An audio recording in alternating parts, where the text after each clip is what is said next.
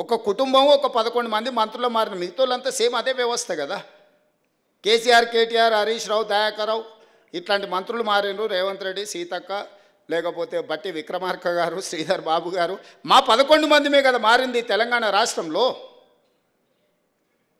ఉన్న వ్యవస్థ మొత్తం అదే కదా. అదే పోలీసులకు నేను ఆదేశాలు ఇస్తే నిమిషాలలో ఇళ్ళకి వెళ్ళి బయటకు వెళ్ళకుండా అందరిని లోపలేసి తాళం వేసి వంగబెట్టి దంచరా? కోదండరాం తలుపులు వలగొట్టిన వాళ్ళు కేటీఆర్ తలుపులు వలగొట్టి ఈపులు వాళ్ళకి దంచరా? నువ్వు చెప్పినవు, నేను చెప్పలేదు.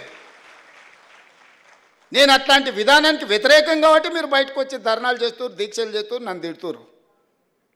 ఆనాడు నువ్వు ఆదేశాలు ఇస్తే కోదండరాం గారు తలుపులు బద్దలు కొట్టిన పోలీసులు నీ ఈపులు పక్కన వలగొట్టారా మేము చెప్తే? ఆ విధానానికి మేము వ్యతిరేకము. అరే వాళ్ళ బాధ ఏముందో చెప్పుకొని అనరా, వింటే అందులో ఏదైనా రీజనబుల్ ఏమన్నా ఇష్యూ ఉంటే రిజాల్వ్ చేయాలనే ఆలోచనతోటి మేము అవకాశం ఇస్తున్నాము. సేమ్ అదే పోలీస్ వ్యవస్థతో మీరు అంచివేసినట్టు మేము అంచేయలేమా? మాకు తెలియదా? ఆ మాత్రం తెలివి లేకుండానే 20 ఏళ్ళ అపోజిషన్లో ZPTC, MLA, MLC, MP, party president, ముఖ్యమంత్రి అయిన 20 ఏళ్ళు ఏం తెలియకుండానే ఇంత దూరం వచ్చినా మీరు అవకాశం ఇచ్చారా?